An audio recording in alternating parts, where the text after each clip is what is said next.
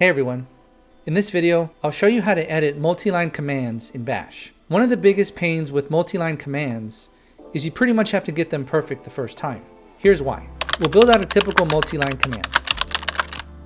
After typing this command, I notice the file that I am catting is wrong. If I move my cursor to the beginning of the line, it stays there.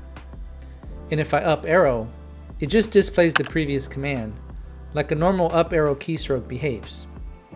So we're basically stuck. The solution: type Ctrl-x as an Xavier, then Ctrl-e as an Echo. The shell will open a text editor and copy everything over that we typed into a temporary file. We can now move our cursor freely and make the necessary correction. And if you want to keep it as a multi-line command, you can do that also. When we're ready to run the command, exit your text editor and it will automatically run. This comes in handy for me when I can't remember my bash loop syntax and I have to correct it, which is 99% of the time. If you want to use the text editor of your choice, export the variable editor with your program's path. And to test this change, we can use our hotkey again. And our configured text editor was used.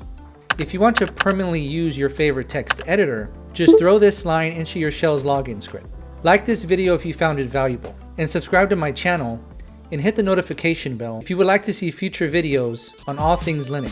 Thank you and have a great day.